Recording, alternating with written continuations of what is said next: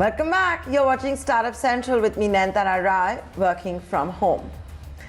Just before New Year's Eve, what we'd also seen was InfoEdge India top boss, a veteran of the ecosystem of startups, highly respected, talk about a huge problem that was being faced by founders, entrepreneurs, startups at large. And that was of the ecosystem not being that easy to do business, how certain foreign investors were forcing startups to change their domiciles. He had singled out Y Combinator as one of the examples. The government was clearly listening because now it wants to address those very issues, protect Indian IP, and make sure that Indian entrepreneurs, because of a regulation-heavy environment, don't change their domicile. It has done so by putting together a group of leading unicorns, startups, as well as investors. We're talking about the likes of Sanjeev Bikhchandani himself from InfoEdge India, Rajan Anandan from Sequoia Capital, Baiju Ravindran, who of course started the world's most valuable edtech firm, Byju's. And we're also going to be joined by two other committee members. That is Abhiraj Bhal, the CEO and co-founder at Urban Company, and Krishna Kumar, the founder at Krupin. Gentlemen, thanks so much for joining us here on Startup Central. On very short notice, I'd like to add, this news just came out about 30 minutes ago. So both of you, find yourselves in a committee. You both will be responsible for also advising the government on the kind of changes that are needed in policies, how to make it more friendly to do business from an entrepreneur's perspective and, of course, an investor's perspective. Abhiraj, I'll come to you first. Urban Company is Sunicorn. You have a lot of investors on board, both domestic as well as foreign. If you had a meeting tomorrow with the government, what would you say are the top 3 things that need to be changed ASAP? Nayantara, thank you very much for inviting me. To answer your question, I think 3 things that need, immediately to be addressed is 1, the ability for Indian startups which are domiciled in India to list globally without having the prerequisite to list in India first. As of today, it's not possible. There certainly seems to be in the works a change in regulation, but a clean regulation which doesn't have any conditions applying to it, and which allows Indian companies to list directly overseas, whether it's in NASDAQ, NYSE, or any other stock exchange of global repute. I think that would be number 1. What this would do is this would bring in a lot of capital into India because it would allow Indian startups to access a global capital pool. It will also take India Inc.'s reputation to the next level. And this is what we've seen with the Chinese ecosystem. Some of the leading Chinese tech companies listed directly on NYSE or NASDAQ. So that would be number 1.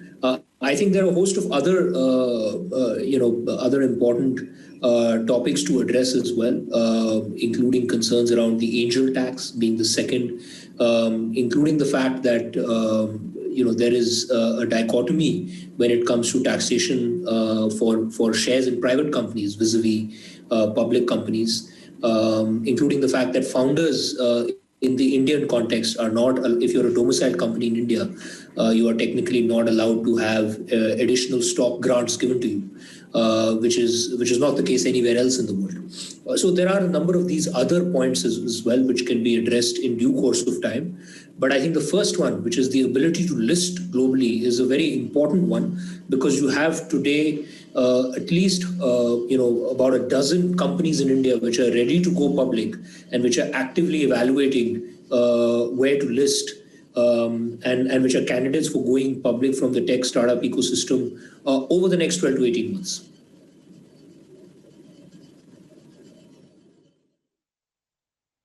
Okay, let me go across to Krishna now for his top 3 suggestions to the government. That is, of course, why you have all been included in the committee to advise the government.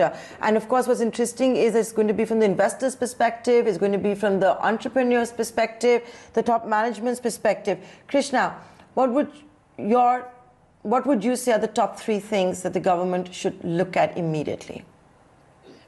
I think Abhiraj captured most of the point, right from building an India reputation or prerequisite to list, and the stock option for the people and advisors. So I'll add a couple of pointers there. So one is create a lucrative offer for people to come in India and do a startup, right? So I came to know about UAE government, who is setting up a completely AI startup environment in I think it's Dubai, and they are giving startup almost 3-year free lunch. I mean, even the bills of employees and salaries and office bills are all paid by the government, right? Because they want the AI startup from the globe to come and build things in Dubai. The founder has to move there, and that shows how how serious you are about creating that complete AI ecosystem in your country, because that's the future, and people have taken steps there.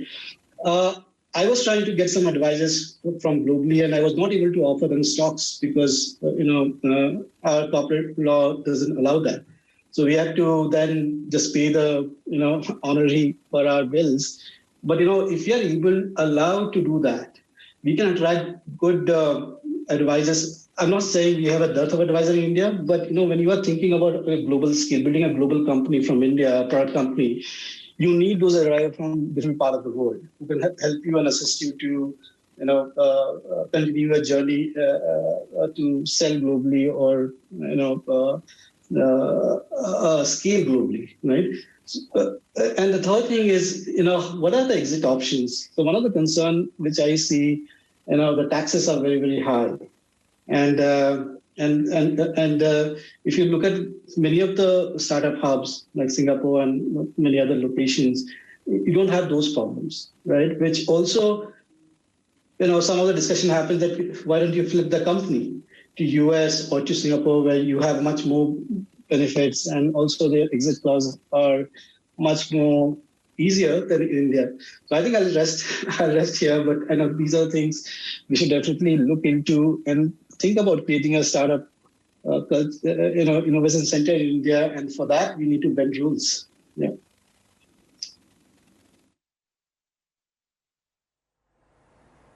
Okay, so both of you seem to, and the community has been talking about these as the major reasons that have been plaguing. Abhiraj, if I could come to something more basic, something we've been hearing about in the last couple of days, how long it takes to set up a company, how long it takes for getting all the paperwork done, clearing customs, all of those issues.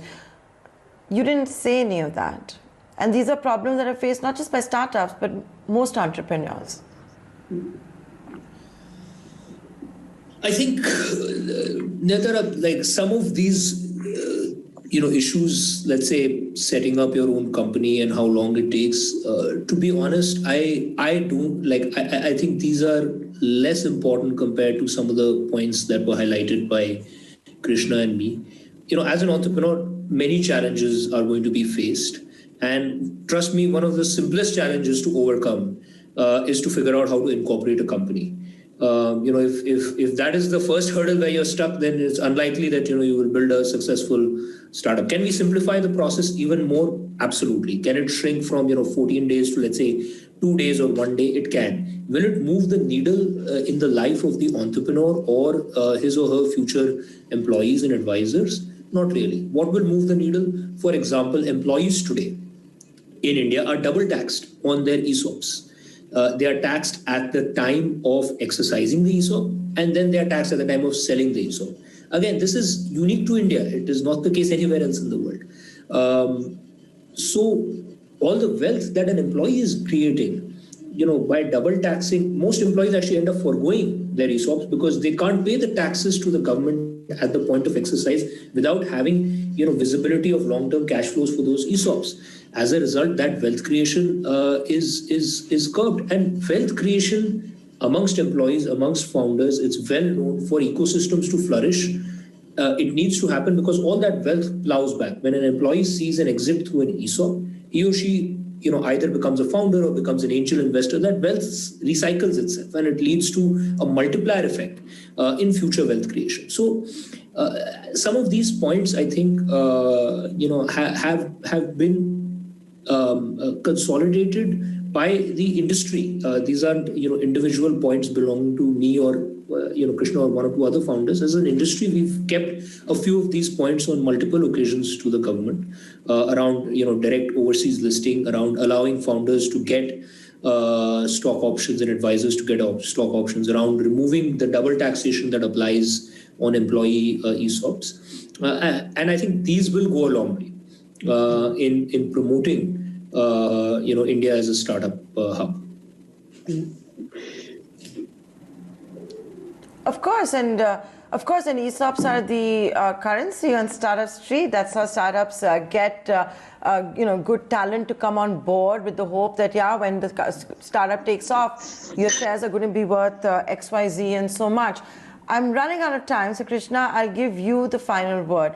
We've discussed what all it is that the government can do, but at this juncture, we should also talk about how seriously the government is taking startups. You saw over the weekend how the Prime Minister met with a few startups. It was beamed live on Doordarshan. He's announced 1,000 crore rupee seed fund. We were awaiting the details. But 1,000 crores is a significant amount. Sequoia Capital Surge is about 1,500 crore rupees. Bloom's new fund is about 800 crore rupees. You're seeing a similar figure come out from Fireside Ventures, all of that. This is a government which is realizing it can't reach that $5 trillion mark without startups. So all of you must feel good about that too? Yeah, I think government is doing a tremendous job. Look at the Digital India initiative and the way they are promoting startup and consuming their services. We are providing a lot of services to government in ag. So Pradhan Mantri Fasal Bima Yojana, where they have to underwrite insurance for the farmer very, very quickly. But it used to take around 8 months or even a year to settle that dispute. And we are using satellite technology to predict the yield and give the information to government so that those rollout can happen quickly and get rid of the manual crop-cutting experiment, right? So they're really very, very promoting the startup culture, and they're also trying to create how they can consume these services within themselves to make themselves more digital and savvy.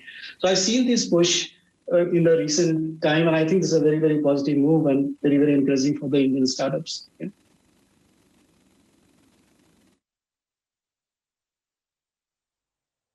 And with that, Abhiraj and Krishna, I'd like to thank both of you for joining us on this edition of Startup Central. It's a big responsibility the two of you have, along with your other committee members, to make sure that the ecosystem keeps thriving, advising the government on timely interventions. Thanks a lot for being so candid and joining us here on Startup Central. With that, we're going to take a short commercial break. Stay tuned, a lot more lined up on the other side.